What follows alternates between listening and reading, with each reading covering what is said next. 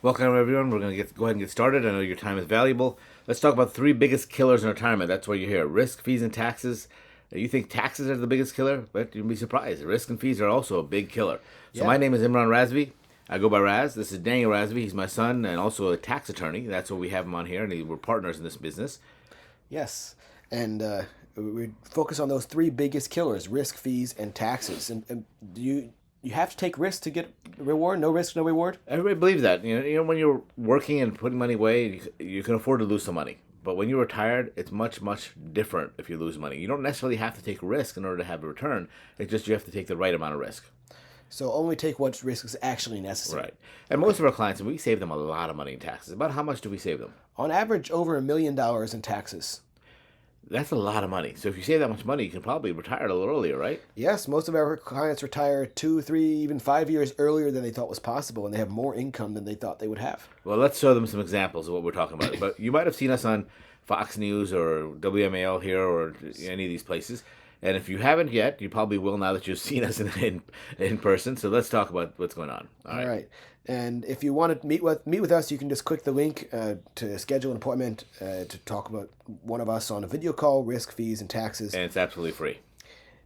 This guy is learning the hard way about taxes. Ben, where's all your money gone, Daddy? Taxes. 9, 10, 11. Let me fix my houses. Bug, it's okay. It's part of the game. No, it's not. It It's not fun. It's not fun to what? It's the worst part of the game. Oh, it's what? Taxes. Taxes. I agree. That is the worst part of the game. Worst part. And many of you are watching this really, really frustrated about how much you're paying in taxes, and you wish you could pay a lot less. And we'll give you some tools today to pay a lot less in taxes. But don't lose sight of the other two killers, risk and fees, because if you save all these taxes, but then the market drops on you, you kind of wasted that tax savings on a market loss. So we want to make sure we minimize both of those. So And the fear really is not knowing how to protect yourself or how to pay less in tax. And that's what we're going to talk a little bit about that. So let's talk a little bit about us. That's me right there without the beard right in the middle of the picture and my wife right below me. And I do have 13 children. And before you ask, I do know how that happens. And Daniel's one of them. And Yes. Now I also have 8 grandchildren. And I'm the oldest of the 13 kids, and you can see me and my wife and our 2 kids there as well. And actually, the third one is not even there in the picture yet. My daughter, 4-year-old daughter, just the other day asked me a question. She said, "Daddy, what is a Roth conversion?" I promise you, I'm not making this up. Why would she even come up with that? I asked her that. She said, well, Daddy, you were on the phone and you said something about Roth conversion. I said, okay, so let me try to explain. There's this thing called taxes, and we have to pay taxes to the government to build the roads and the schools and the bridges and pay for the police officers and all that, but nobody likes paying taxes. She said, Daddy, sometimes you have to do things you don't like to do. It's called the law. So I guess you've been talking to Mommy. So yes, that's right. I told my daughter, I said, it's not that you have to pay, it's that you can choose when to pay. So think about this. Imagine you have one bite of food left on your plate from dinner, and it's the worst food in the world. You hate this food. You don't like this food at all. I'll make you a deal. I'll take this bite away so you do not have to finish your dinner tonight. But tomorrow you're going to have to eat 10 bites of the same food.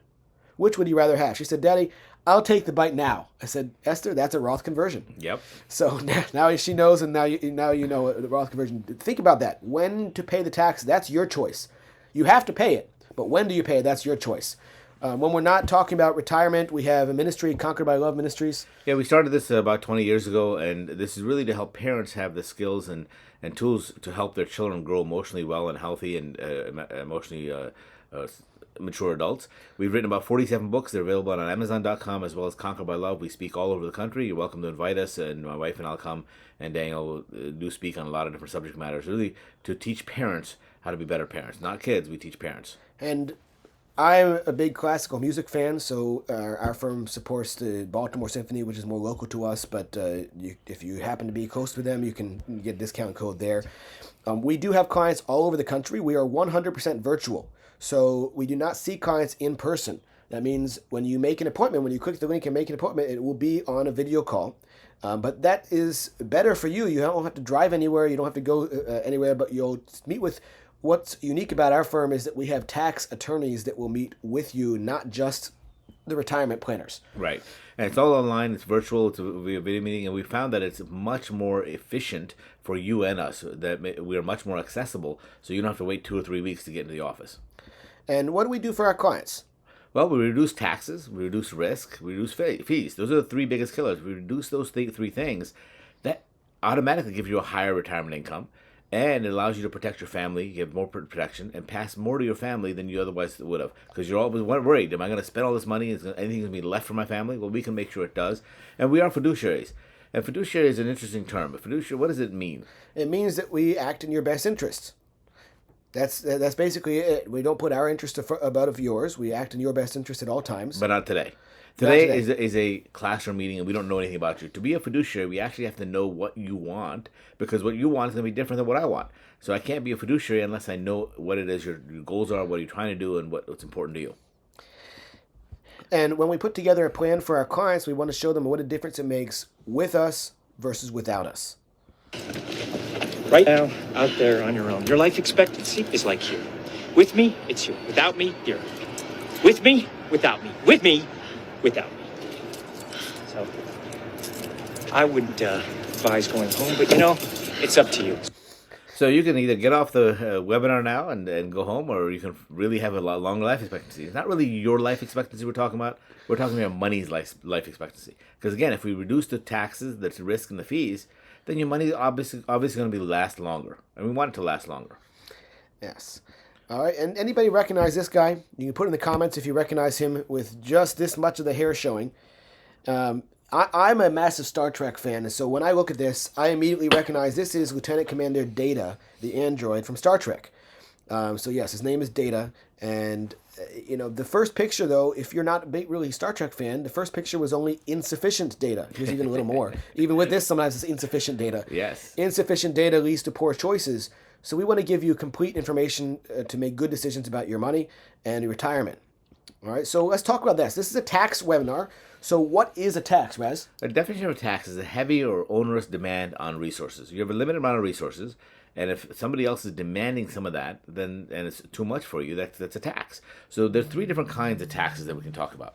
All right. So the 3 different things that come in here are market tax. Yes, that's a real tax. When you lose money in the market, it's a tax. It's gone.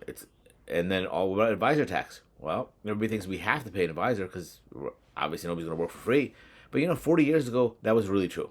Now with the internet, with all the information and all the free platforms, you don't necessarily have to pay a fee for getting really good investment advice.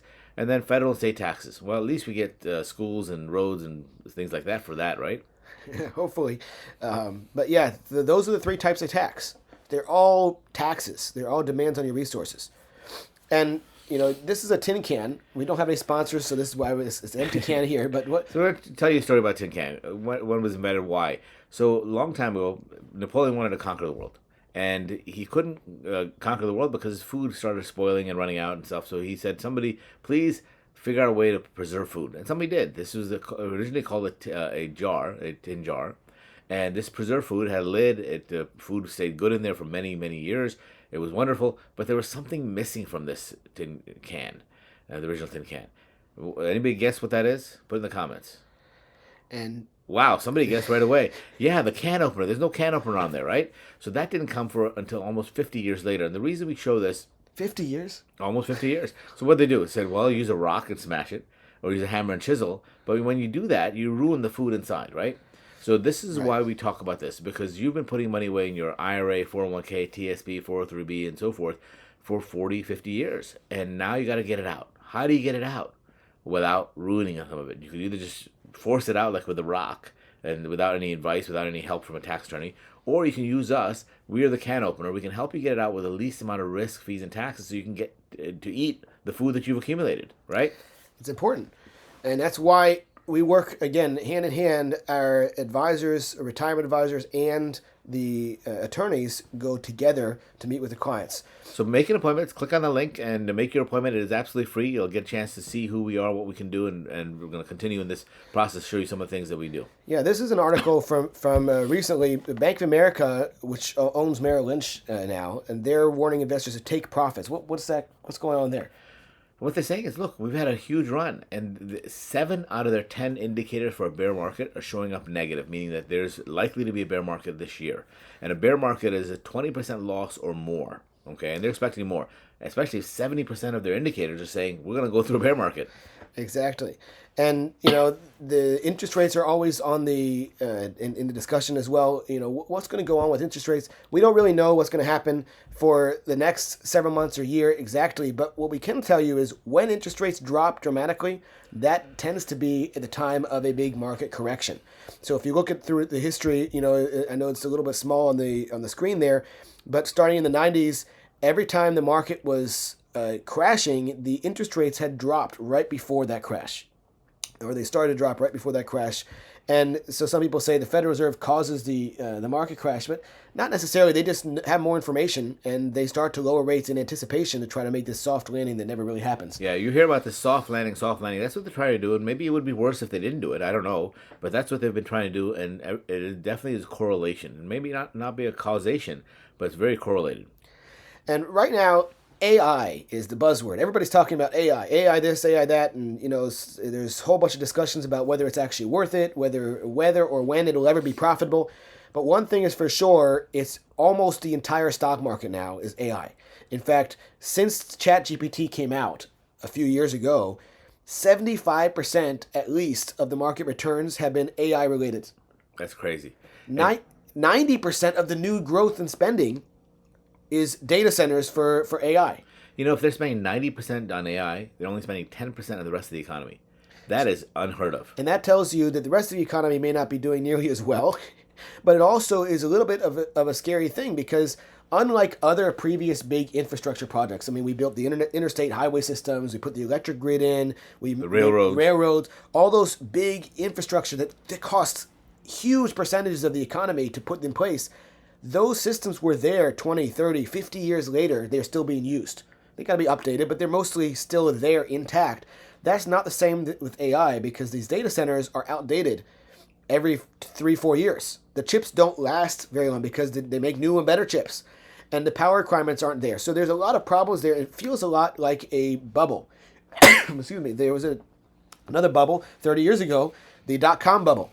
Everybody remember that? And AI might still be here in 20 or 30 years. Probably will be. In fact, the internet is here 30 years after the crash. But that doesn't mean most of the companies didn't crash. They did. And when this bubble bursts in AI, that's going to cause some big problems. The big thing is AI is not profitable yet. So even if you look at the news, many of the data center projects have been stalled because they're running out of money. And here's a good example of this. So Google and Amazon in first quarter of 2026. Huge profits, huge. $62 billion profit for just Google. But more than almost half of it did not come from products. It came from, they updated the value of the equity they owned in Anthropic, which is not a publicly traded company. It makes AI. I think that's Claude, right? It's Anthropic.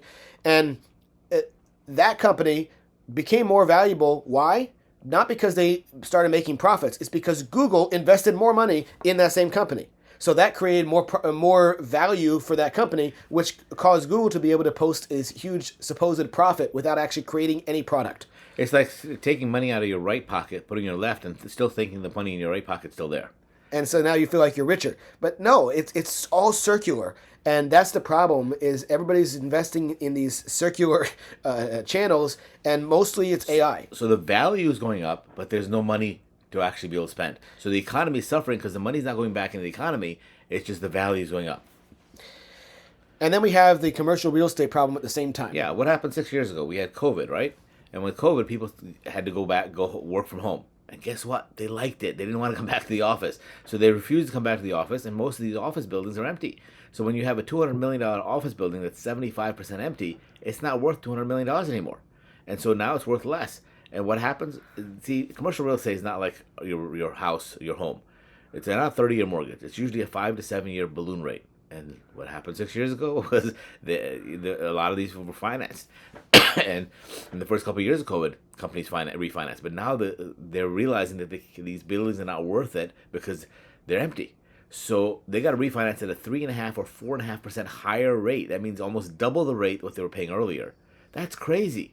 Can you imagine if you had to refinance your house and make it double the payment? Would you do that? Well, possibly. But if it's empty, maybe not. And then also 2026 is a year of a midterm election. You might have heard, you might have seen a political ad or two by now. So these cycles. I mean, these are historical things. We're giving you historical information. We're not telling you to buy or sell. We're just telling you what history has done. And the S&P usually performs poorly. Is an average of 18% loss at some point before November. So keep that in mind. When is that going to happen? We'll see. But certainly the first half of the year was pretty good for the market. What's going to happen in the second half, we'll see. Now, Warren Buffett... It's a new retiree. He's joining the ranks of retirees. He just retired at the end of last year. But before he did that, he put aside $381 billion in cash. And he didn't do that because of Trump. He did that a year before Trump got elected. He knew the market was in a situation which it was ready for a big crash. And it's not like he's got $381 billion under his mattress, okay? He's doing short-term lending, short-term loans, things that he has much more liquidity in because he believes the stock market is very overvalued. In fact, people asked him, why aren't you even buying your stock back? He said, well, my stock is overvalued because my stock is based on other companies that we own. So somebody asked him in an interview, so how bad do you think it's going to be? He said, well, I think it's going to be a 60 to 70% drop in value. Can you imagine that? 60 or 70% drop in your portfolio. What if you just retired and now your $2 million turns into $600,000?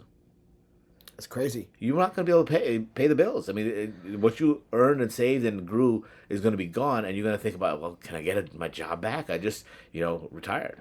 And that's why, so if you think, Warren Buffett has more than half of the assets in cash. If you don't have more than half of your money outside the stock market, that means you are currently a lot more aggressive than Warren Buffett is. Yeah. And there's another way to put it. I mean, you got car insurance, right?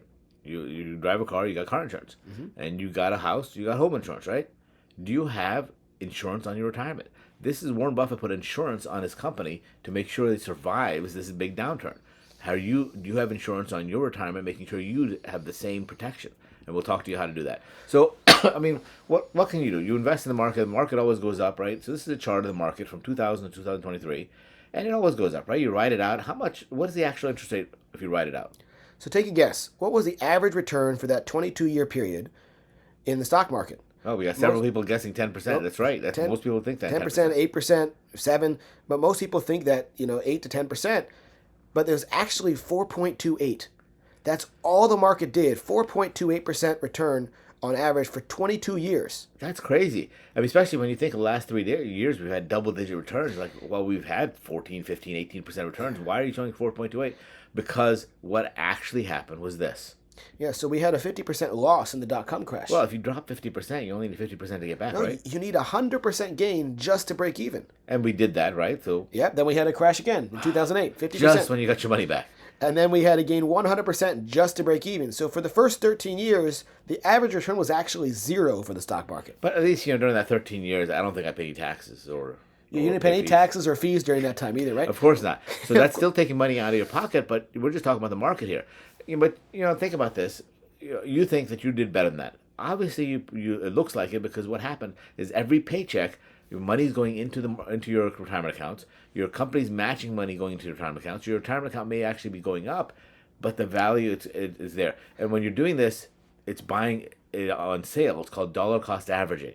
So when you're working, you can buy it when it's on sale. It's great. But when you are retired, that means you're forced to sell when it's going down. You're supposed to buy when it's high. No, you buy when it's low and sell when it's high.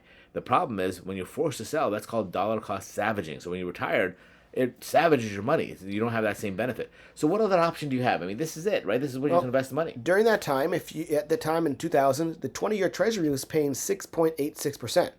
So if you put all your money in Treasuries, that would be guaranteed for 20 years. 6.86%. But that's not that much more than 4.28, is it? Well, let's take a look. For $1 million in 2000, 20 years later, you'd have 2.4 million with all the ups and downs in the market, or 3.7 million in the 20-year Treasuries. With all the heart attacks. With zero heart attacks. Zero market risk. Yeah. And so, risk and reward, everybody says no risk, no reward. Well, in this case, the least risky thing you possibly could have done, giving you 50% more money, basically, than the market. And who would have thought that? Because we came out from the roaring 90s, everybody's getting double-digit returns, and then we have these big 2 crashes in a row. That's going to happen again. And so I encourage you to go type into Google, not now, but after this webinar, go type into Google, what was the average return of the market for the last 10 years? The last 10 years has been amazing. And then ask it to predict, what do all the analysts say the average return of the market will be for the next 10 years? You're going to see very low single-digit returns as the prediction. And that doesn't mean that we're going to have low returns every year. It means that we're going to have some big downturns, and then that's going to average out to lower returns. So we showed this video. This video is a really good video. I like this for a couple of reasons. If you watch the dog's eyes, he's going to... Don't do that yet. When you watch the dog's eyes, look, they train the dog to follow the cup. You know, the cup game, right? The shell game. And they uncover the cup, showed him where the treat is, and you watch the eyes. You see how smart he is at the very end. All right. Where is it? Look at his eyes. Was he right? He followed it. Yes, look, he knew exactly where the treat was. Oh, no. Oh, no. Now he's going to spit it out? So the moral is, I mean, yes, it is funny and the dog is smart, but the thing we want to show it to you is if they had uncovered the other cup with all the treats, he would have followed that one. He's not a dumb dog. They only showed him the one cup. So why do we show this to you? Well, because your advisor, your information is all coming from one direction about when you're working and investing and it's okay to lose money. Nobody's talking about when you retire. What happens? Everything changes. We want more information when retirement because there's a lot of things that change. The math changes.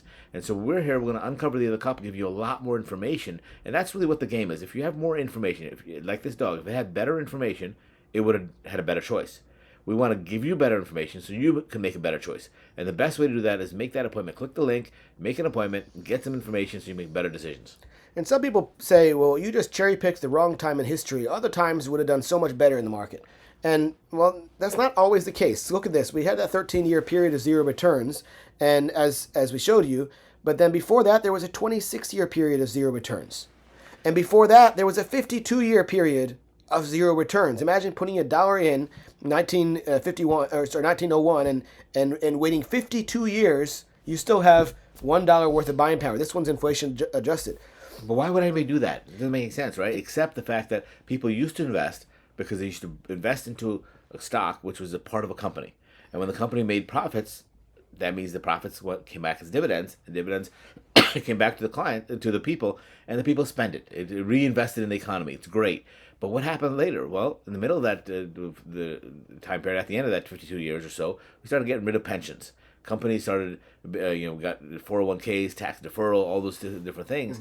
Mm-hmm. And so what happened is you can't spend dividends when they're tax deferred. They stay in there, and people don't notice them as much. So companies are wise to that. Say, hey, people want our companies to be worth more. So instead of paying out the profits and dividends, we'll hold the profits, and we'll try to make our company look bigger and stronger so our value is bigger, because that's what people want. Well, that causes a lot more of the peaks and valleys, a lot more volatility in the market, and so we don't have the dividend. Now, there's still some companies that can pay dividends, but they're not as many. So this chart does not include dividends, and that's very important because dividends today are much lower than they used to be on average. So anytime you look at a 100-year history of the market's always done X, Y, Z. Most of that is including a time period of very high dividends that no longer exist. So keep that in mind. You can't necessarily look back 100 years and say this is what's going to happen in the future. And if we get the dividends, we can spend it and reinvest in the economy, but the companies don't do that. So what is a bear market? We talk about bear market, bull market. Which one's which? Yeah, when I first got started in the business, I got confused. Bear and bull, they both start with B. What's good, what's bad? Well, I can tell you it's really easy. A bull you can eat. A bear eats you, right? So that's a bad one. So bear is bad, a bull is good. You want bull, but you don't want bear. So we had 20% loss in the market. Before you can go there, we've had the biggest loss was in 1929, right? Everybody hears about that in school. Since then, how many bear markets have we had? Does anybody know? It can't happen very often, right? It's maybe every 15, 20 years, right? Most people think 5 or 6 times. But look, it's been 16 times, 16 bear markets. Look at the top. And it happens about every 5 years. Lasts about a year and a half. And that's a 39% average loss. I know we said 20%, but the average is 39. That means half the losses are bigger than 39 and half are less than 39, but over 20. But the biggest thing is it takes more than just a minute in the market. It takes about a year and a half or 2 years, right? So it's trending down, but still having up days or up weeks during that time to give you hope about you losing money. And it's a really big crash. And the problem is, if you have that big crash, it takes several years to recover. So if you're now within 5 years of retiring, and you got $2 million or $3 million or $10 million saved, Or even 5 years after retiring. That's called the red zone. 5 years before or after retiring. then if you have a major crash, it could take you several years just to get back to where you are today, and that's without spending any money at all in retirement. So your advisor's going to say diversify, right? You're getting retirement, get diversify. Let's buy more bonds. Let's buy, put some money overseas. Let's do all this. Because I got all my money in one boat, so I'm going to diversify. I'll buy 4 more boats, and now I feel much better. I'm going to float a lot better on the ocean. You're not diversified. It's all still boats. You mean if there's a tsunami, we're all going to go down? That's the problem. So let's talk about real diversification. There's 2 types of diversification. The first one is opinion-based assets versus contract-based assets. The second one is tax diversification. We'll talk about that in just a few minutes. But what is opinion-based assets? Well, opinion-based assets are everything you think of really as this is my asset, this is my investment. Stocks, bonds, mutual funds, your house. Some people think of their house as an investment. Gold, silver, collectibles, rental properties. Yeah, they're all opinion. They're based on somebody else's opinion, right? Not my opinion. No, somebody else's opinion. Well, my opinion is my house is worth $1 million. But if I'm only willing to pay $800,000 and you have to sell it, then you're gonna have to accept $800,000. That's the problem. It's based on somebody else's The other opinion. option to the opinion-based assets, where most people have all their money, is the contract-based assets. What are contract-based assets? Well, that's cash, CDs, annuities, money market, treasuries, pensions, life insurance, rental properties on both sides. Yeah, so let's talk about that. So contract-based means this is something the value is predetermined. It's in a contract. Now, the contract is as good as who's signing it, so make sure you're signing it with somebody who's reliable. But the contract-based means independent of any market fluctuation, it doesn't matter whose opinion it is, you will have this. So the most common one is your bank account. So if I have $100,000 in my Bank of America account, I go to the teller and say, I'm going to take my money out. And she said, I'm sorry, Mr. Razvi, you only have $50,000 left because Trump tweeted today. No, it's a contract. I have $100,000 there. It's going to be $100,000. But the rental properties are an interesting one because they're on both sides. They're both opinion and contract. The opinion is the value of the property. And that's dangerous for retirement planning. Do not buy rental properties in retirement just hoping they'll go up in value. That's not a reason for retirement income. But I love rental properties in retirement if you have a contract. The tenant is paying you something that is consistent, predictable, that you know what it is. Now, there still is a difference between one tenant you have that may or may not be reliable compared to a multi-billion-dollar bank or insurance company that's guaranteeing a contract on your investments, as you mentioned earlier, retirement insurance. So that is something that they should be aware of. But either way, opinion and contract, you want a mix of both of those. So you don't have all your money in one place. Let's show you what that means, because this is a difficult concept. Let's see. But most people, the default is always on the left side while you're investing. But when you're retired, the right side needs to be the default. The default should be it's all safe until I decide it has to be risky. Yeah. If you don't have to have risk, then don't take it. If you can accomplish all the things you want to accomplish without the risk, then there's no reason to take any risk at all. So let's show this. Everybody heard about the 4% rule? 4% rule. What that means is when you retire, no matter how much money you're making in the market, what percentage you're making, you can only take out 4%. Why? Well, they've done thousands of calculations. It's called Monte Carlo scenarios. Thousands of calculations, whether you have 80-20, 70-30, 60-40, it doesn't really matter. If it's all in opinion-based assets, you can only take out 4% with any chance of your money not running out. And this is a real client that came to us a few months ago. He had $2 million saved for retirement. He was really happy. That was his number. What's your number? He got to $2 million. I got $2 million. I'm 65. I'm going to retire. Everything's on time. And he talked to his advisor who he'd had for 15 years, the same advisor. And the advisor said, well, you can take 4% out, which is $80,000 a year. Of course, what? You got to pay taxes on that now. I make more than that now. I need more money out. Is there any option? He went to 5 different advisors. They all told him some variation on that 4% rule. And so you mean that wasn't really a 4% rule, it was 4% law. You really can't take more than that. Well, one person said you can take more if you're really hoping it doesn't crash in the first year, but it could be a lot more risky. Then you might run out of money. And also another person said that you can take out more so long as you expect to die soon. That's true. That's the whole thing. If you don't know when you're going to die, you have to let it last. So in this situation, you take out $5,600 after taxes. That's a 93% chance that you'll still have at least $1 25 years later. 93% is pretty good, though, right? Well, let's talk about that in a minute. But let's see. We gave him option number 1. What we did first is the volatility buffer. What that means, remember the contract-based assets? We put half of the money in contract-based assets. What that allows him to do... You took half the money completely out of the market? Out of the market, put it in the contract. Isn't that crazy? What? You're not getting any return on that? No, contracts can give you some returns, but Okay. they're controllable. You have a better idea exactly what's going to happen, and you're not subject to somebody else's opinion. So when the market goes down, when the opinion goes down, you withdraw money from the contract. But when the market goes up, you withdraw from the market. So that gives you a lot more flexibility. When you do that, the same math that we used up top of the 4% rule actually gives you a 7% rule. Yeah, I can spend almost twice as much money. It's $140,000. Right? When I have half the money outside the market, I can spend almost twice as much. Isn't that crazy? Well, see, the math is different when you're retired than when you're working, right? And there's more taxes, though. That's the downside. Leave it to the tax attorney to tell you there's more taxes now. Because you're making more money, you got to pay more taxes. But that's $9,300. Same 93% chance of certainty, okay? That same chance. And that's keep going, that's a 64% increase in income. So imagine if I came to you as your advisor and said, look, you can either have a $100,000 income for the rest of your life or $164,000 for the rest of your life. Which one would you rather have? Well, I'll take the 164. Absolutely. That's 64% more. Yeah. But the problem here is that the wife really didn't like this. She said, look, I like the more income, but I don't like the 93% because imagine this. If we're all going on a flight to France, right? We're going to go enjoy France, and the pilot gets on the air and he says, welcome to France, French Airlines. We're going to be flying to France today. We only have a 93% chance of landing safely. How many of you would get off the plane? Well, that's what she was worried about. Is I'm not sure I like that. Can you give me an option that I have a 100% chance certainty? So we did. So this is called the Paychecks and Playchecks, and it was phrase invented by Tom Hegna. He's a famous author. He's got a good book out there called Paychecks and Playchecks. If you want to check it out, it's a nice book. So what we did in this example is we take 1.2 million, so a little bit more than half, to buy a pension. Remember, you're talking about retirement insurance. Mm-hmm. You can buy insurance on your retirement. So why 1.2 million? Because that was to guarantee the original $5,600 a month. So after taxes, this 1.2 million guarantees every month for the rest of his life and his wife's life $5,600 per month, which is the same as his original advisor told him that's all you could take out of $2 million.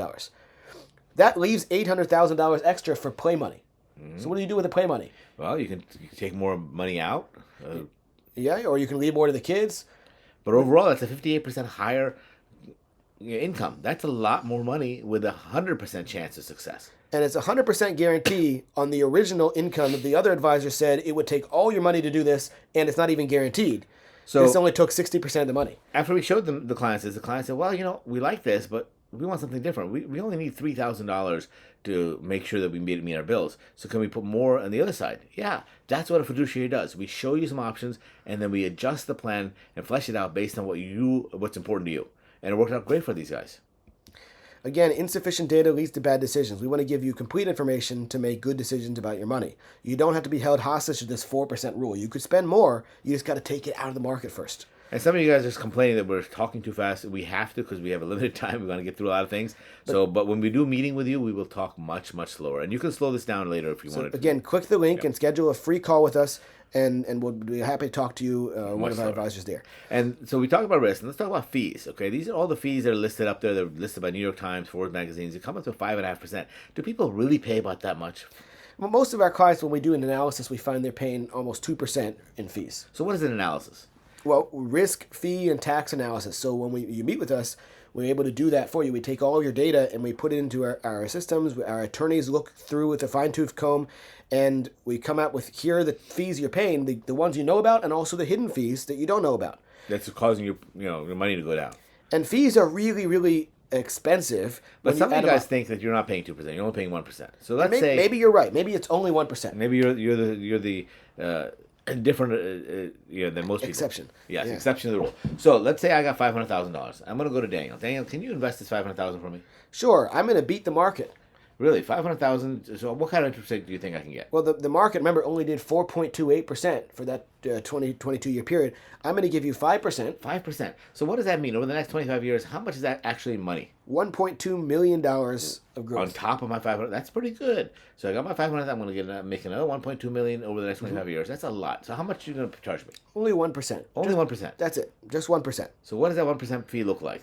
Well, over time, you're just going to pay $217,000 is what your total bill is for fees over the next 25 years. See, the problem is I'm not paying that. I'm not writing a check to you every year, right? It's automatically coming out of my account, so I don't notice it and I don't miss it. That's what happens to most people. That's a lot of money. But if I don't have my $217,000 in my account because I paid you, then you're not earning interest on that money either.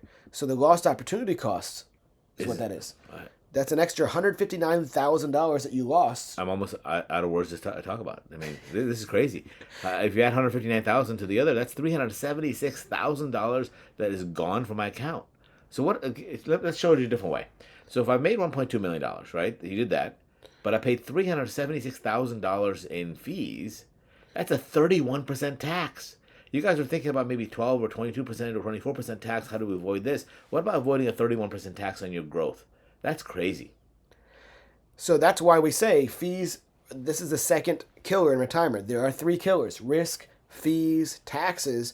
You have to handle all three of those. If you just focus on one, you're going to miss the other two. And this is only 1%. What if you have 1.5% or 2.5%? That's a huge difference. There was somebody the other day we found, they were paying 4% in fees. So it does happen. Yep. Some people are actually paying 4% in fees every year. Let's give you another example. We got Bob and Carol here. It's a case study of the week. Both are age 65, and they retired 2 years ago. They saved up all their money. They wanted to travel a lot. Well, in retirement, Carol gets a pension, $24,000, and then she gets $26,000 in Social Security. Bob gets $28,000 in Social Security, and they still have their $1.6 million, and they're not spending it. They're afraid. What are they afraid of? Well, they're afraid of running out of money if they spend too much. The market's so high. If they start spending now, then it crashes. They're not going to have any left for the kids, and they're going to pay all these taxes by taking this money out too. So all the money they worked hard for, saving up the $1.6 million, they're stuck. They're not doing anything. I mean, they've had an advisor for 22 years. Why aren't they spending any money? Because the advisor is an investment advisor that doesn't talk about how to take the money out, right? It has to stay in the market, and there's no tax advice, there's no income advice. There's just, hey, just to take out 4% or less. That's it. But they were sure they were paying him only 1% per year. And when we put them through our calculation, we found they were actually paying more than 3% every year, $49,000 every single year. That's a new car every year. It is. It is. And $49,000 a year. Not only that, I mean, you would hope, at least for that kind of fee, they'd be sure they weren't going to lose money. Yeah. But no, they were exposed to a $790,000 loss in the next bear market. So that's a 49%. Remember we said if it's that high, you got to gain 97% just to break even. That's not going to happen in 1 year. It's not going to happen in 2 or 3 years. And this is why they weren't spending. And so we were able to minimize both the fees and the risk. So we lowered the fees, saved them $32,000 every year. So just over the next 10 years, even if there's no growth, that's $320,000 of savings. Yeah, if you add an opportunity cost, that's about $450,000 of actual money we save them. But this is where we really shine. Now they know that they cannot lose any more than 150. 150 is the max. And it's still a lot of money, but that's only 9% of their assets. So when they recover, they only need 10% gain the following year to recover. Because you know what happens? Once we hit bottom, usually you have a double-digit return the next couple of years. So this, they felt much more comfortable with. Exactly. So now we get to tax. That's your section, right? Yes. The tax attorney. The three biggest killers: risk, fees, taxes. Risk, fees, taxes. So we want to understand, what is the new tax law changes? What does it really mean? That's what you're here for. Identify some tools and tax strategies for specifically for retirement, because this is a retirement And show, I know right? this is an election year, but we're not going to talk about who to vote for or which politicians are doing a good job or not a good job. We're just talking about the laws that are already passed, because whenever the next election happens, there'll be new laws that get passed, and we'll talk about those at that time. But until then, it's all speculation. So what's actually in the law now? So what happened? First thing to know is you will pay taxes. Resistance is futile. I love Star Trek, so I like to put these references up there. But this is really, really important. Just like I told my daughter at the beginning, right? With your bite of food on your plate, you're going to eat this food. Whether you eat it today or tomorrow, you're going to eat this food. You're going to pay these taxes. If you understand that, and you don't try to get out of all the taxes, then you're not fooling yourself, and you can choose when to pay them. Yeah. So that's very, very important. So also, before, remember the first video? Taxes is the worst part of the game. Well, taxes are a game. And there's a rule book. It's about 1.5 feet thick. And trust me, Daniel has it at home. It's a lot of pages. So whenever you play any game, if you get a new game, what are you going to do first? You're going to look at the rule book, right? You're going to learn how to play, and you're going to learn how to win. Because if you don't read the rules, you don't know how to play, and you're not going to know how you're winning. So how do you win at this game of taxes? Well, you got to read the rule book or hire a tax attorney. So here's a summary of the newest rules for the taxes. So in the new tax bill that got passed in 2025 in July, the current brackets stayed the same. That's the biggest news out of the tax law. That doesn't sound so great by itself, but it is really big news, because did you know if this bill had not passed, your taxes would have gone up by about 30% this year? That's most crazy. people. So most people were expecting a 30% increase. They didn't even know it, and they were going to have a 30% increase in the taxes, and that didn't happen. That's awesome. And this is permanent. permanent. In DC, I don't think anybody believes yeah, that. permanent just means until the next election. So, at that time we'll figure out what happens. But currently, the improvement is this does not expire by itself. So before, if they didn't do anything, it was going to expire. Now they have to actually do something to change it. If you don't do anything, it'll stay forever. So that makes it a little bit more secure than we had a few years ago. The standard deduction went up, so this is an improvement. $32,200 for this year if you're married, and again, half of that if you're single. Senior deduction for $3,200 if you're married. That is still there. And then we had this new bonus deduction.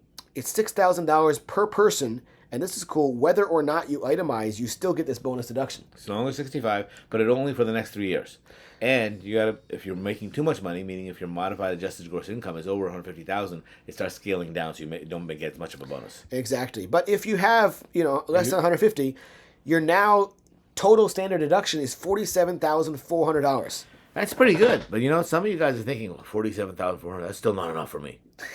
Well, we can make it even better. So, for the last 10 years, if you are generally a charitable person, but you didn't give all your money to charity, you wanted to give a few thousand here or there to charity, you couldn't get any credit for that because the standard deduction was so high that you couldn't itemize. Well, now you can.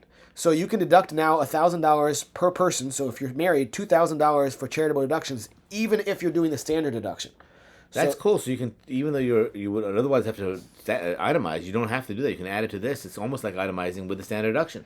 $49,400 is now your total standard deduction. That's like 50 grand that you don't pay any taxes on. That's pretty good. It's true.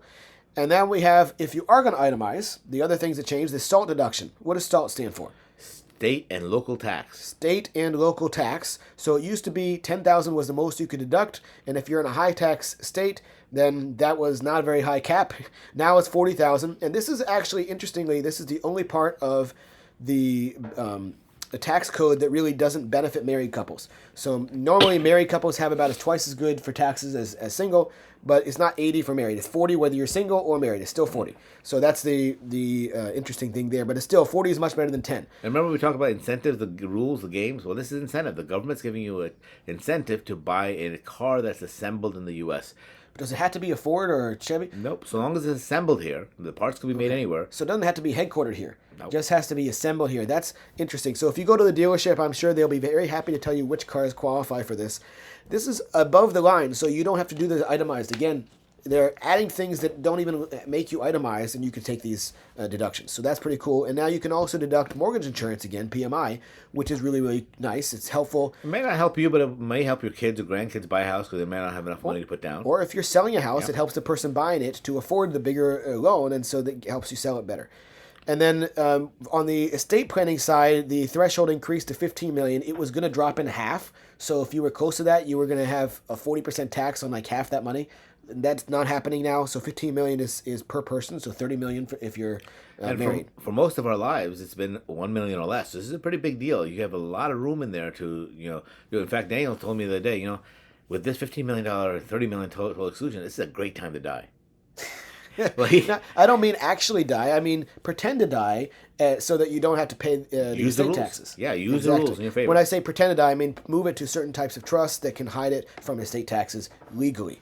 Everything we're doing is going to be legal. And we do the trust, right? Exactly. So here are the brackets. Married, filing jointly is for 2026. Nothing all that groundbreaking or special. 10, 12, 22, 24. Most of our clients fall in when they're working in that between $200,000 to $400,000. There's a lot of room there. So if you're retired and you feel like you can live on $200,000 a year, that gives you $200,000 more. In fact, $230,000 because you count the deduction of room in that bracket. That's a lot of room for Roth conversions and other things. So you don't have to pay a higher tax on that. So use the rules and take advantage of the opportunity you have right now because this could change. Like we said, it's not permanent until somebody comes in. They can change it again. And then again, single brackets is about half that size. So again, up to 219. Yep. But 219 at the 24% bracket, that's a huge amount of room you have to put other things in your income, like Roth conversions. Then we have capital gains. Are you always going to pay 15 or 20? Everybody thinks 15%, but look at the top bracket. It's 0%. That means if you're up to $98,900, $146,000. You know what that means? That means with the deduction. So you have that deduction now. Up to 146. What does that literally look like? So if you and your spouse are taking Social Security, that's $60,000, right? That leaves you $86,000 of Microsoft stock that you bought 30 years ago. You can sell it with no capital gains at all. So this is a great time. Some people think, well, I can't live on 146,000. Well, so long as if it's taxable, right? So you can get income out of CDs, you can get income out of life insurance policies or other non-taxable, cash or whatever, and keep your income low enough, you can start harvesting some of the gains.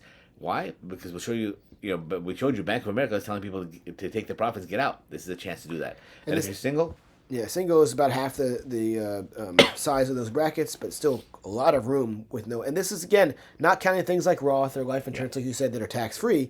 So we have clients that are making several $100,000 a year in retirement and not paying any taxes because they did the proper planning ahead of time to minimize those taxes. And then what are phantom gains? If you're not in the IRA, this is your brokerage account, right? So if it's not IRA, it's not tax deferred. Sometimes you get a 1099. You're like, well, I didn't sell anything. I didn't buy anything. Why am I getting 1099? Well, the reason is your mutual fund manager sold something that was highly valued and bought something that cheaper, and that's called selling high, buying low. It's great. If that happens, they don't pay the taxes. Send the 1099 to you. And also, if you have your brokerage account set up for automatic rebalancing, that's great because it's good for you. But what happens is that'll cause 1099s. When you get those 1099s, those long-term gains can create ordinary income tax and cascade effect, and we'll show you that in a minute what that means. Before we get to that, though, it's a 3.8% net investment tax. That's even though you've already paid taxes, now you're going to pay more taxes? Yeah, it's just on excess investment income. So if you have capital gains, dividends, interest, annuity payments, passive business income, rents, and if your income is over 250, you're going to pay another 3.8%.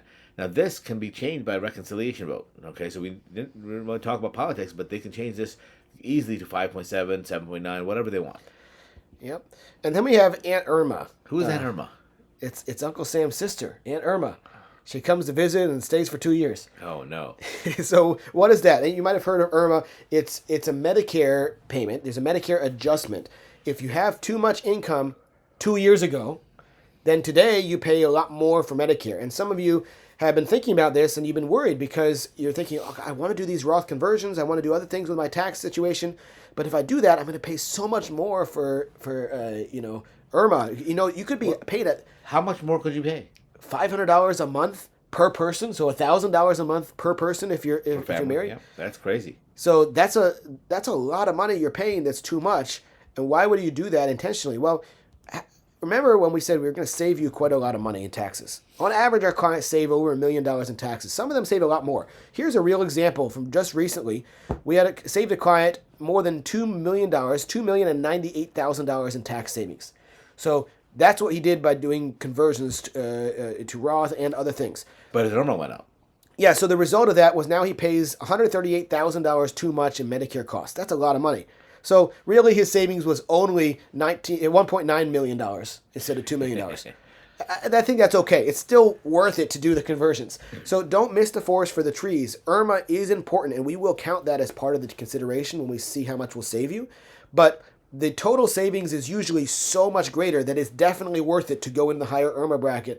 Because the thing is, this client, if he did not do the conversions, he would have soon been in that higher Irma bracket anyway from required distributions for the rest of his life. So then he would have paid a lot more in increased Irma. And it was even less by doing the conversions. So keep that in mind. Don't be too concerned about Irma. Because once you convert it, it ends. And eventually, 2 years later, it's gone. There's no more Irma. Exactly. All right. So then how do RMDs? We talked about RMDs. RMDs are a four-letter word for most of our clients. RMDs, right? And what are they? That's required minimum distributions. And what that means is when you turn 73, you have to take money out, whether you want to or not, out of your retirement accounts. And what you have to do is you divide your prior year's ending account balance with your remaining life expectancy. Well, if you don't know how long you'll live. But the IRS does. Yeah. So they give you 26.5 years. Okay, that's actually very generous. It takes you all the way to 100, basically. Yeah, you add 26.5 to 73, that's 99 and a half years. Do they really think you're going to live 99 and a half years? No, but they want you to pay tax every single year. For the rest of your life. And then when you stop paying taxes, when you die, they want your kids paying taxes for the rest of their life. So let's change this. So look at this. Every year, you divide by a smaller number, and that means the bigger number is result. So your So the first column is your age. Second column is how much you divide by. So every year you get older, you divide by a smaller number. That means more money comes out. And look at age 75. The factor is 24.6. When you divide by a number that's less than 25, then the result is greater than 4%. So that means starting at age 75, the IRS is requiring you to break this 4% rule that your advisor told you, don't ever spend more than 4% or you'll probably run out of money. The IRS is requiring you to spend more than 4% starting at age 75. So if the RMD is something you're depending on to live on, it's going to start running out. You're going to have less money coming out. And that is a problem. So we have some solutions for that. So click the link and make an appointment with us, and we'll be happy to talk to you about how to beat the 4% rule safely by having more in protection and contract assets. Again, now we'll switch gears and talk about Social Security for just a second. You have a choice of 62 to 70 to start Social Security. And it is taxed, so we'll talk about that in a minute. And some people say early, some people say late, but really it depends. First of all, if you're still working, you really can't take Social Security until you hit full retirement age, right? Yeah, otherwise you're only allowed to make $24,000 of income, and then it starts to reduce really rapidly. So if you're making more than $24,000, you can't really retire, or you can't really take Social Security until age 67. But that's just your income, not your spouse's income, not dividend income, interest income, rental income. It's only when you trade your time for money. Exactly. And I say, contrary to a lot of what you might hear from different people talking on the internet and on TV and magazines and books and all that, you should actually take Social Security as soon as you possibly can. Those of you watching this webinar. All right, prove it to me, Daniel. So I'll give you 3 reasons real briefly why you should take Social Security as soon as you possibly can. And first of all is a tax. So there is no tax. Anybody heard the campaign promise? No tax on tips, no tax on Social Security. The no tax on Social Security is not technically in the new legislation, but we got something better. Because remember that $6,000 deduction? It's per person whether or not you're on Social Security. So it actually affects a lot more people than it otherwise would. And that is the replacement for the no tax on Social Security. However, Social Security itself does factor into your tax situation. So what they do is they take half of the benefit plus all your other income. That makes provisional income. If it's over a certain threshold, up to 85% of it will be taxable. I'm confused, Daniel. That's too It's very complicated. So we'll break it down and give you an example, make it a little easier. So let's say, Raz, you are we're going to retire today. You and your wife. I need $7,000 to live. And you need $77,000 a month, so $84,000 a year. You want to for your expenses. Well, I've heard that you should delay Social Security. So I'll take Social Security and let my wife wait, so her Social Security goes up. Okay, so you're going to take $28,000 from Social Security, and then you have to take $57,000 out of your IRA to make your $84,000 income that you need. Okay, that sounds good. So we'll do your taxes for you. $24,000 of that Social Security is taxable. Almost the whole thing is taxable. Some of it's always tax-free, so there's that. But then with your other income, total taxable income, you take your standard deduction, all that away, you end up paying $3,600 in taxes. That's not too bad. I can afford $3,600. On $84,000 of income, $3,600, not too bad. Well, I'm going to retire in the same year. My wife and I will both take Social Security, so we have twice as much Social Security, $57,000, and only half as much we need to take out of the IRA. That is really, really cool because when I die, Social Security goes away, but my IRA can go to my kids. So if you're taking less money out, then your IRA stays there longer. Exactly. So you want to take less out of the IRA if possible and take more out of Social Security. But also it helps my taxes. On my tax return, I pay $0. You get the same amount of money, though. Same amount of money. In fact, twice as much Social Security. But look at this. Out of your $28,000 of Social Security, $24,000 is taxable.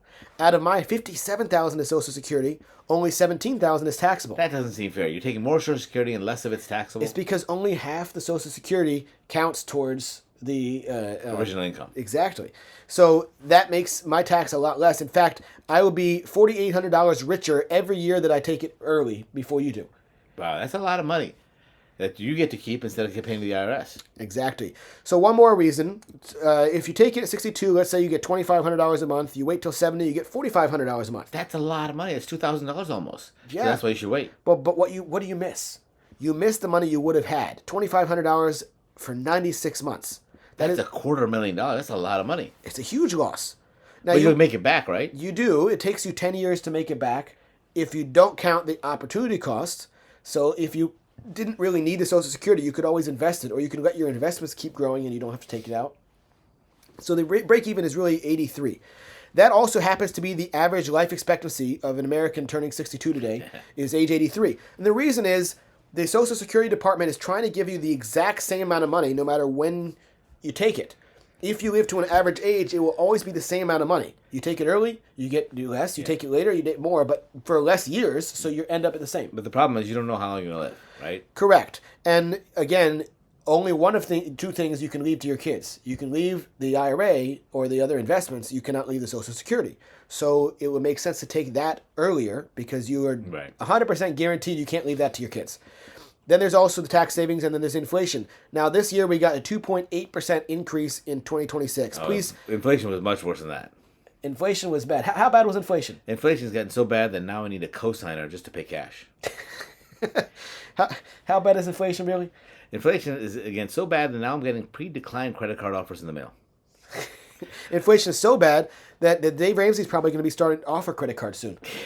So, all kidding aside, inflation is much worse than the government's telling you, so we want to make sure that you don't get stuck in that trap. All right, so now there's a case study. Real tax system is more complicated than just the brackets, right? So we talk about if you're 73 years old, now you have required distributions, but first you have Social Security, you have capital gains. And that's enough. That's enough money for me. I don't need any more. That puts me in a 12% tax bracket, right? But then you have 45,000 of required distributions. Happy birthday. Wonderful. You turn 73, you got to take this out. So now your income goes up to 50% tax, 49.95% tax.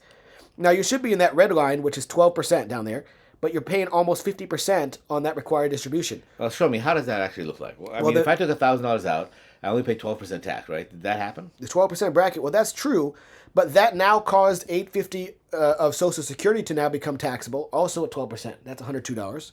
And that caused $1,850 of capital gains to become taxable at 15% for $277. So the total tax on this $1,000 required distribution is at $499.50. That's crazy.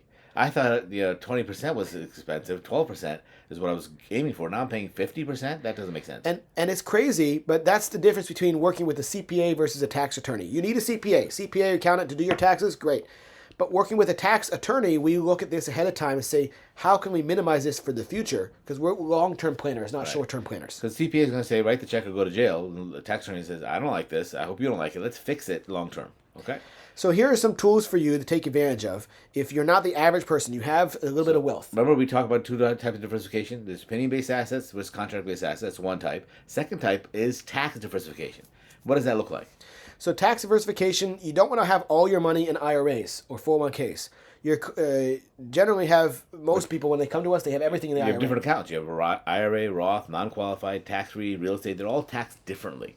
Okay? Only use tax-deferred accounts when appropriate. Yeah. So not all the time, just where appropriate. That way, if you have it in different places, you can withdraw from different accounts depending on. Because the tax laws changes, and when they change the laws, you have it in different accounts. You can pick and choose, and you're in control of how much you're paying taxes. And then consider which assets should be held in which account type. So Daniel, I got a good question for you. I hear this all the time on the radio. You can now take your 401k, convert it to a self-directed IRA, and buy real estate. Sounds like a great idea. No, it's a terrible idea. Terrible idea. Do not have a self-directed IRA in real estate. Excuse me. The reason is that you lose all the great tax benefits of having real estate if it's inside the IRA. There's so much more custodial costs and admin costs. And worse than that, when your required distributions start, you might be forced to sell the property just to pay the required distributions. So I don't get the tax deductions, I don't get the step up in basis, and I got a problem. Exactly. So don't do that. Real estate's great, just not in the IRA. Yeah, I've also heard that as I'm getting older, I'm getting a lot of marketing said you should protect your money because you're getting older and close to retirement. So they say I should buy a fixed index annuity. So I thought that's a great idea. I'll protect it because I've gained a lot of money.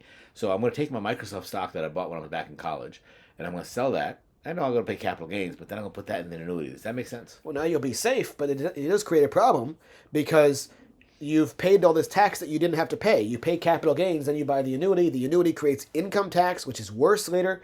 So that's not really a good situation. And so, again, the problem wasn't the protection and the annuity. It was the taxes that you pay. If you had used your IRA for that, there'd be no tax. You can move the IRA to the annuity. It's still an IRA. There's no tax. And then you can, if you get the right one, you what can about convert. Well, some annuities allow you to convert to Roth. What if it's already a Roth? If it's already a Roth, then there's still no taxes. It's all tax-free. So annuity might be good for you, but you got to really determine what kind of money you're going to put in there. Exactly. And almost always it's better to put the 401k or IRA there instead of the non-qualified money. unless the money's already just in CDs or cash or So something. take advantage of the details of the taxes now and get ahead of the RMDs. You don't have to wait till the government makes you take it out. You can take it out earlier. Yep, we have Roth conversions and then CRUTs. These are two really big things. We'll talk about that before we close, and also something else. I know we're already getting long, but there's only a couple more minutes. You really got to pay attention now. Roth conversions. First of all, what is a Roth? A Roth is the opposite of an IRA. You put the money in after tax, and then you never pay tax again on the growth. But the problem is most people that are on this webinar made too much money for a Roth. So why are we talking about Roth? Well, you can convert to Roth. If you already have an IRA or 401k, you can make that Roth now by paying the tax, and there's no income cap. It doesn't matter how much I make? No, you can do $1 million, $10 million at once. It doesn't matter. Wow. And there is a 5-year rule, but it doesn't really apply to you because if you're over 59 and a half, the first 5-year rule doesn't apply. And the second year one only applies if you're going to spend all of your money in the next 5 years. How many of you want to spend all your money in the next 5 years and be completely broke? That's crazy. Unless you're going to do that, then the 5-year rules don't really apply to you because the one that And we can normally explain it more in detail to you when we talk to you online. Yeah, but you hear about this, so don't worry about it too much. No RMDs, there's no required distributions. Because you already pay taxes, so they can't make you take it out. It's better to pay a little bit more tax now than to pay a lot more later. How much more would it really be later? Well, thank you for asking. I have a slide about that too. This is a client of ours. She had $1 million in her IRA. She had a TSP. She was converted to IRA. She didn't really need the money. She said, "Look, I'm going to let it ride. I got a pension. I got Social Security. I don't need the money." And Leave it to my daughter. Yeah. So what's going to happen? Well, we calculate that she's going to pay $500,000 in taxes just on required distributions. Then there's another $200,000 for reinvestment taxes. Then there's $400,000 her daughter has to pay when she dies. So it's $1.1 million in total tax burden. And that's if taxes don't change. And we're only assuming a 5% return on her money. If she gets any more, then that's higher. Converting to Roth, she pays $300,000, and that's it. There's no more tax at all for the rest of her life. Even if taxes go up, there's no more tax. So even if her money grows, there's no more taxes. Exactly. And so she said this is a huge savings. Now, and we actually did this, stretched it out over several years. So instead of paying $300,000, she was less than $200,000 with all the deductions and things that our tax attorneys helped to put in place. That's a great thing. Yep. And then we have CRUT. What is a CRUT? A CRUT stands for Charitable Remainder Unit Trust. So how does that work? Well, if you don't like charity, forget that part for a second. We'll come back to it. But Charitable Remainder Unit Trust, basically you're donating, not your IRA, but other money, like your stocks, your house, something like that, rental properties. A business. Something that's highly appreciated that if you sold it, you'd pay a lot of money in capital gains. So we set up a trust for you that you can donate this property to, or the stock to, and that stock can be sold now with no capital gains. Then you get a giant tax deduction. It could be 50% of what you're putting in. It could be even more. It depends on your age. The older you are, the bigger the deduction. And then you're getting a pension from it. Guaranteed income, 5% of the balance for the rest of your life. That's more than the 4% rule. Yeah, we had a client that had a $500,000 house that he was netting only 3.8% after all expenses, tax, and everything else, and he had to worry about all the problems. Well, we put that in here, paid zero capital gains, and got a 5% income, and didn't have to worry about toilets on the weekends. And then, when you die, whatever's in that CRUT does go to charity. So if you don't like charity, then this might not be something for you, but you can choose the charity, and you could even give it to a family foundation that you have some control over. We can create a family foundation for you as well, but you got to have an attorney doing it properly so you don't get audited and canceled by the IRS. And then here's an example. So you have This was a young lady last year. She had about $500,000 in Apple stock. She came to us and said, "I got to sell this Apple stock because we're going to tariffs and Apple's going to crash. I want to sell it, but I'm going to pay $130,000 in capital gains tax because I've had this since I was in college." And so we saved her the $130,000 by donating it to the CRUT. Not only that, because she's 65 years old, she gets $222,000 of a deduction. She can take that deduction over to her IRA and make it Roth with no taxes at all. So then she's getting $25,000 a year in income, and she's like, "I don't need this income. I'm going to give. I was going to give this to my kids. I don't really need the income." So we said, "Okay, well, this $500,000 is now going to your church when you die. So let's take the $25,000 a year and buy life insurance." So over life expectancy, the 222 of IRA turned to Roth became $850,000. The $1 million life insurance became $2 million. So when she dies, her kids get $2.85 million tax-free outside of her state, and her church gets $500,000.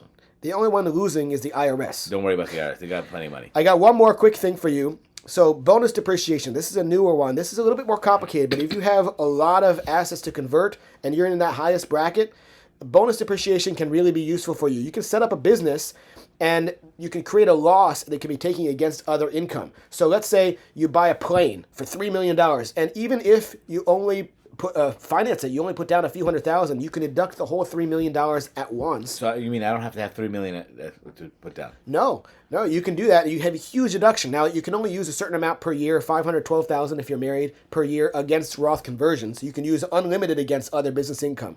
So there's a lot of cool things. This is expanded in the new tax code. Talk to us if you want to actually actively participate in the business, working in enough hours to make it worthwhile so the deduction is legal. It's complicated, but it can save you millions of dollars in taxes, just this one strategy. So talk to us, click the link and make the appointment for that. Again, insufficient data causes undue stress. I don't want you to be stressed. The three biggest stress causers are risk, fees, and taxes. And so that we want to get rid of those.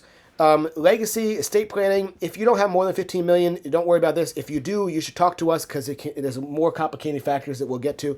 Right. And we do all of these. We do power of attorneys, basic trust and wills, and you should have a trust. If you own a property, have a trust. Don't worry about TOD or Ladybird deeds. You should have a trust. And SLATs, I love those. They're spousal lifetime access trusts, so you can still use your money, but take it out of your state. But don't do Medicaid trusts. It's one of the worst types of trusts for most people. Don't get stuck in a Medicaid planning trust, and we'll talk to you about why if you want. And make sure your beneficiaries match, because even if you have a great trust, the beneficiary beats everything. And then what types are good to leave to your kids? Real estate's great. All the real estate's good. Mutual funds good. All the things you can step up in basis is wonderful. IRAs, not so much. Yes. Don't leave an IRA. They have to spend all the money within 10 years or take it out within 10 years, pay all the tax.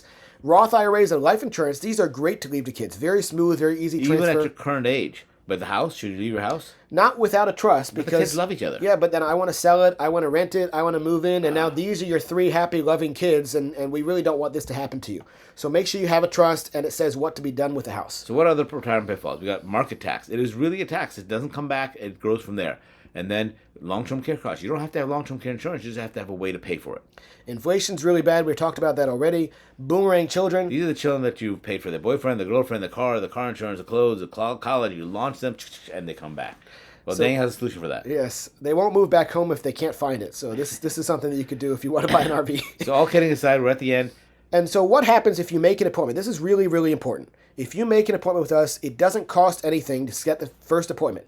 We'll get to know you. We'll give you some quick ideas. We'll find out what your risks are, what your dreams are, and we'll talk to you. And then if you want to go get a plan done by the tax attorneys, then one of our attorneys will meet with you at least 2 or 3 times. We'll do a risk, fee, and tax analysis. And we give you a tax plan, a risk analysis, a fee analysis, an income plan, how to beat the 4% rule. We'll talk about estate planning discussions. All of this is a $6,000 plan. Because of you here on the webinar, it's discounted. It's only $500 for those of you watching this. $500, that's all. But you don't have to pay us now. You just need to sign up for the free call in order to be eligible to see if you can qualify for that $500. And we'll decide if we want you as a client, and then we'll offer this to you if we decide to move forward. And so that's the offer there, $500. And then once you decide that, you have 3 choices. You can just do nothing with the information, or you can try to do some of it on your own, or you can hire us to implement the plan for you, and we'll talk about our fees and products and services at that time. But that's the least important part. The most important is getting the plan, how to minimize risk, fees, and taxes. At least understand. 3 biggest killers. So click the appointment, click the link, make the appointment. We'll be happy to talk to you, and so have a great day.